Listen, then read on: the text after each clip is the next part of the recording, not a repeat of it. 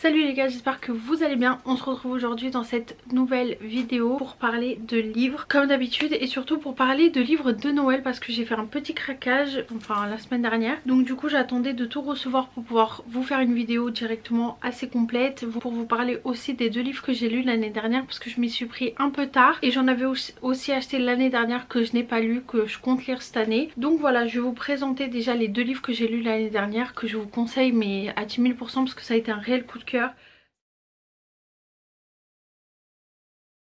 Ça a été mes premières romances de Noël, j'ai adoré, je m'y suis pris vraiment dedans. Donc du coup on va commencer tout de suite. Alors la première romance de Noël que j'ai lue, ça a été Pull Moche recherche partenaire pour Noël de Fanny Midjani aux éditions Hugo Poche. C'est un petit poche qui fait très exactement 367 pages. Franchement je l'ai dévoré, c'était drôle, c'était sympa. Voilà, tout ce que j'aime, ça parle de Noël et ainsi de suite. Donc je vais vous lire la quatrième de couverture, ça ira plus vite. Parce qu'en plus je les ai lus l'année dernière. Donc je me souviens de quoi ça parle. Mais vous dire les noms exacts et ainsi de suite, j'ai peur de confondre. Donc Neil rêve de l'amour avec un grand A. Soit tout ce que lui, soit pas tout à fait ce que lui offre son Jules actuel, qui lui accorde de l'attention uniquement quand un moment se libère dans son emploi du temps surchargé. Lorsque son patron lui propose une mission dans le Grand Nord canadien pour voir son entreprise de Pull Moche, elle saisit l'occasion de faire le point sur ses sentiments. Sur place, les choses ne se passent cependant pas exactement comme prévu, à commencer par ce colocataire bourreau avec lequel elle se retrouve contrainte de cohabiter. Alors que la période devrait être au lutin de Noël, c'est à un grizzly revêche que Ned se frotte. S'il semble prêt à tous les mauvais coups pour la faire déguerpir, c'est sans compter son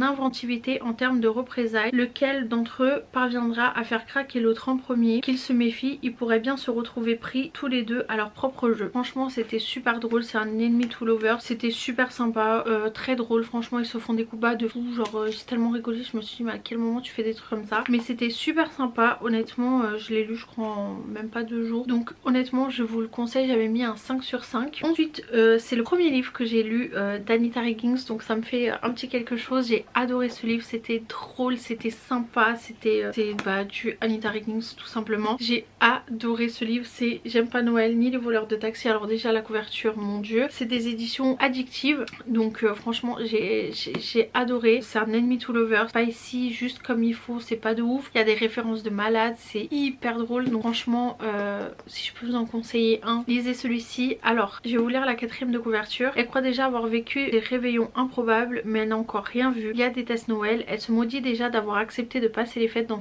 un petit chalet enfermé avec sa soeur et ses potes coincés, et elle se maudit davantage quand elle découvre que Dylan, un inconnu qui lui a piqué son taxi, s'est moqué d'elle et lui a donné beaucoup trop chaud dans l'ascenseur, est également du voyage. Le réveillon s'annonce encore plus catastrophique que d'habitude et Lia espère fort ne pas commettre de meurtre avant la nouvelle année, mais ça c'est loin d'être gagné, surtout quand Dylan la rend aussi folle de désir que folle tout court. Franchement c'était trop mignon, c'était trop drôle, il y a des petits passages un peu qui m'ont un peu brisé le cœur et tout. Vous allez comprendre pourquoi elle déteste Noël, vous allez comprendre pourquoi elle est aussi désagréable à ces périodes de fête et tout. Donc voilà, franchement c'est un livre que j'ai adoré, il est super simple à lire, super court, il fait 310 pages, vous voyez, ou non même pas, 276 pages. Donc voilà. Donc je vais commencer par vous présenter les livres que j'ai achetés l'année dernière,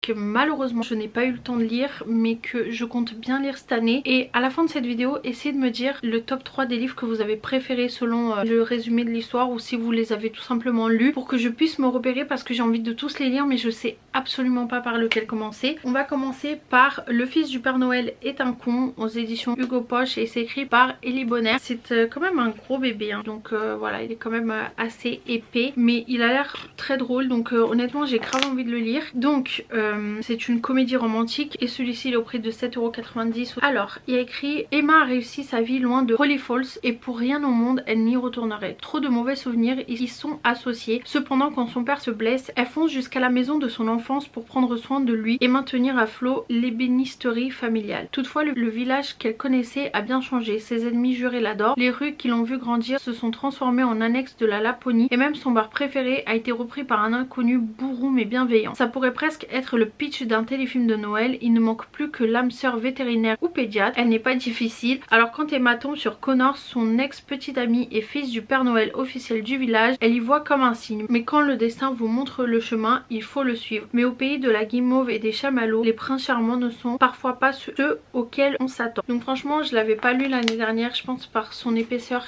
qui m'avait fait peur, mais j'ai hâte. Après pareil, j'ai celui-ci qui me donnait grave envie. En fait je vais dire ça pour tous, vraiment tout, en fait tous me donnent envie, c'est ça le problème. Il y a Snowy Little Lies de Fanny DL aux éditions Hugo Poche. Cette année pour Noël on déballe les mensonges, donc pareil 7,90 €, et celui-là me fait juste mourir de rire, je pense qu'il est juste trop drôle. Donc honnêtement ça c'est vraiment, il se place dans le top de la liste, mais en fait il y en a plein d'autres qui se placent dans le top de la liste, donc c'est ça le problème. Bon bref, depuis toute petite Jill ment régulièrement à sa famille pour ne la décevoir. Son dernier bobard, faire passer son poste d'assistante surexploité pour celui de responsable d'équipe. Elle n'y peut rien, elle est prête à tout plutôt que de voir l'air attristé de ses parents, surtout à Noël. Dans le train de sa ville natale, entre deux dossiers imposés par son patron, elle fait la connaissance de Matthew, auteur professionnel, plutôt canon et faux petit ami à temps partiel. Victime de son syndrome de la page blanche, Andrew se fait payer pour incarner le gendre idéal le temps de quelques jours. C'est d'ailleurs son programme pour Noël. Et à ce qu'il paraît, la famille de sa nouvelle cliente est un sacré challenge, un travail peu conventionnel qui rassure Jill quant à son propre secret, plutôt libérateur de se dévoiler à un parfait inconnu, enfin quand on est censé ne jamais le revoir. Cette année pour Noël on déballe les mensonges. Franchement il a l'air oufissime, il a l'air tellement drôle. Ensuite pareil,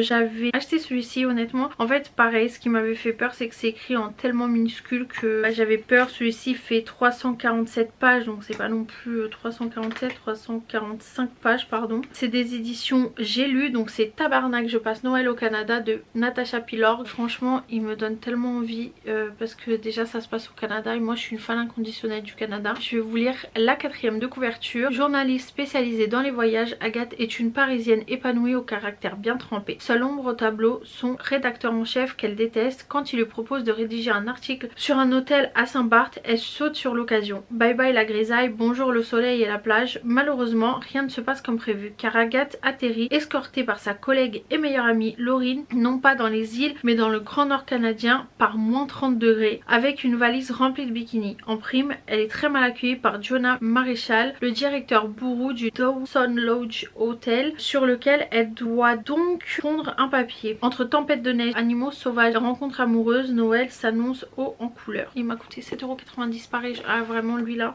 j'ai envie de tous les lire. Ensuite j'ai celui-ci, c'est de Alfreda Inouï, c'est Noël est plus doux dans tes bras de HarperCollins Poche. Et pareil franchement j'en avais entendu que du bien l'année dernière et du coup je me dis bah écoutez pourquoi pas lire cette année, peut-être remettre une couche sur tous ces beaux avis que j'avais vus l'année dernière. Donc il m'a coûté 7,50 € et je vais vous lire la 4e de couverture. Il n'a jamais été si difficile d'attendre Noël. Chaque année Millie hésite au moment de faire sa liste au Père Noël. Une partie d'elle aimerait demander du courage pour oser enfin révéler ses sentiments à Hugo, le meilleur ami de son frère. Une autre, plus prudente, l'en empêche car avouer son amour aux pompiers au sourire incendiaire, c'est risquer de perdre leur belle amitié. Alors Millie prend sur elle et essaye d'ignorer les battements affolés de son cœur quand il rentre chaque semaine dans sa propre chocolaterie pour lui acheter des douceurs. Mais lorsqu'un grave incendie détruit le foyer pour enfants de la ville à quelques jours de Noël, elle tient le moyen de joindre l'utile à l'agréable. Afin de récolter des fonds pour les orphelins, elle va organiser une vente de pâtisserie à laquelle participera également Hugo. Bien sûr cela implique qu'elle passera encore plus de temps avec son pompier et si le Père Noël était en avance cette année. Voilà, il fait 221 pages donc franchement c'est un bébé livre, donc pourquoi pas. Et maintenant je vais vous montrer ce que j'ai acheté cette année.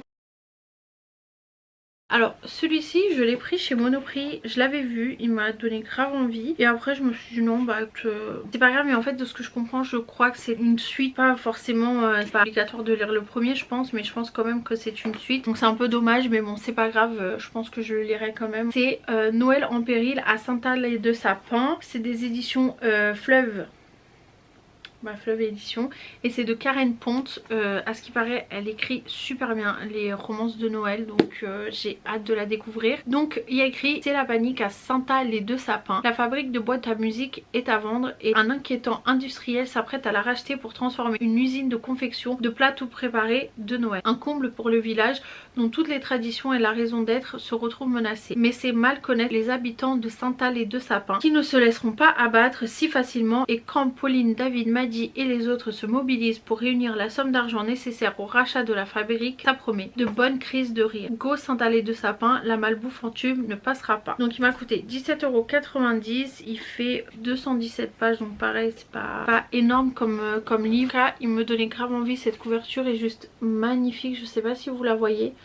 Mais en tout cas j'ai hâte. Ensuite j'ai pris Christmas Therapy de Caro M. Lynn. J'espère que je prononce bien, je suis vraiment désolée. Celui-ci il fait 344 pages.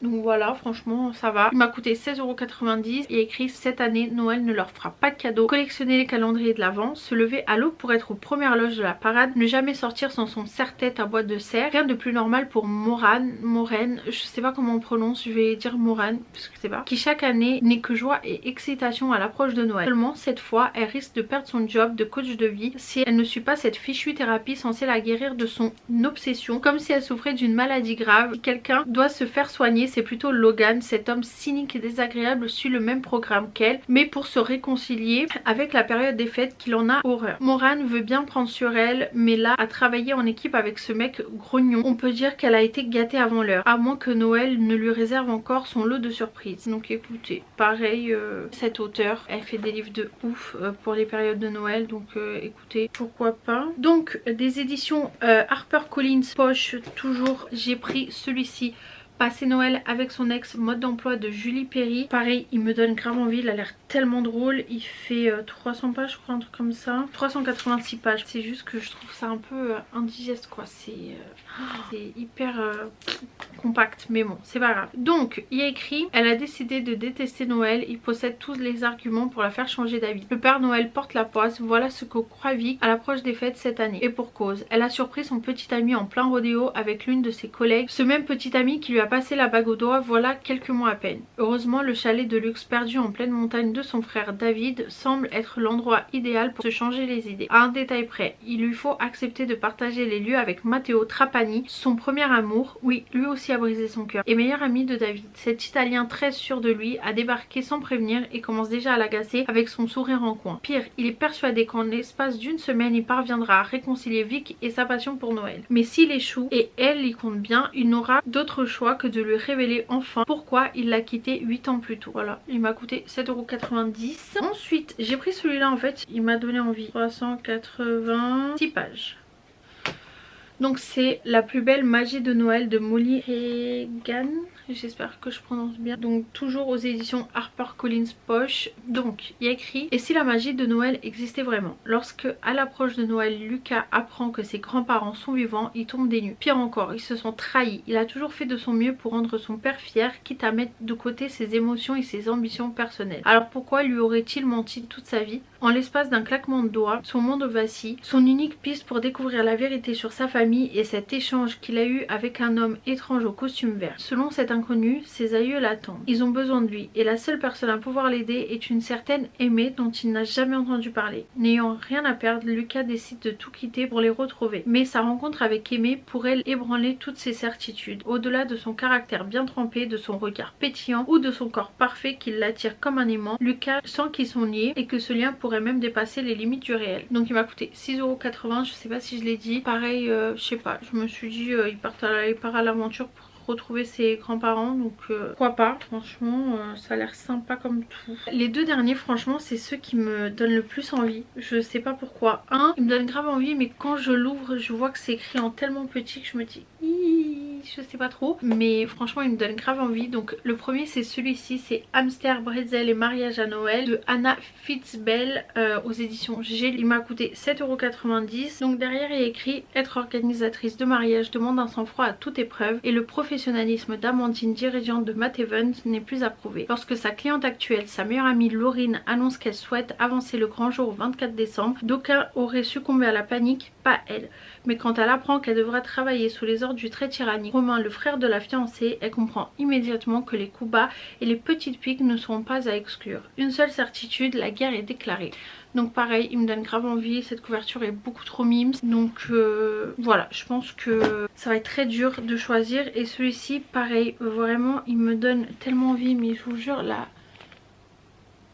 L'écriture est minuscule, mais quand je vous dis minuscule, c'est incroyable. Ça me fait peur, je vous dis la vérité, ça me fait très peur. Il fait 316 pages. C'est Au secours, je suis dans un film de Noël de Julie-Anne Bastard aux éditions J'ai lu. Et écrit: Zoé aime l'esprit de Noël plus que tout. Boule à neige, guirlande lumineuse, sapin trapu, téléfilm, plus il y en a mieux c'est. Et cette année, elle en a sacrément besoin. Ses parents sont partis en croisière sans elle et son petit ami a mis leur couple sur pause. Cependant, elle ne s'attend pas à se retrouver littéralement de l'autre côté de l'écran. Prenez un bûcheron aussi bourru que sexy, une petite fille qui tient plus du lutin espiègle que d'une enfant, un sosie du vieux bonhomme en rouge, saupoudrez le tout de magie, voilà le parfait combo de Noël. Parfait, enfin presque. Donc pareil, franchement il me donne grave envie, mais j'avoue que l'écriture est très minuscule, genre ça me fait peur, je vous dis la vérité, ça me fait peur. J'ai peur de pas m'en sortir, mais on va essayer parce que cette couverture est juste magnifique. Le résumé me donne grave envie, tout me donne envie, même le titre et tout, la beauté du livre. Donc on verra, mais en tout cas voilà, c'est tout ce que je voulais vous présenter, c'est déjà très bien. Dites-moi qu'est-ce que vous allez lire comme romance de Noël cette année. Dites-moi dans tout ce que vous avez vu là, lesquels vous donnent le plus envie et lesquels vous me conseillez le plus de lire. J'espère vraiment que cette vidéo vous a plu. N'hésitez pas à la liker, à la commenter, n'hésitez pas à vous abonner à la chaîne, à activer la cloche de notification. N'hésitez pas aussi à me rejoindre sur les réseaux sociaux, que ce soit Instagram ou TikTok ou même sur Bookstagram, c'est là où je vous partage tous mes avis lecture. Même si ça fait un petit moment que je l'ai pas fait parce que vraiment j'ai pas le temps de lire en ce moment, c'est affligeant, mais bon, on croise les doigts pour que ça se dénoue vite. Donc voilà, j'espère vraiment que ça vous a plu. On se retrouve dimanche prochain pour une nouvelle vidéo. Je vous fais de gros bisous et en attendant je vous souhaite de très bonnes lectures. Bisous.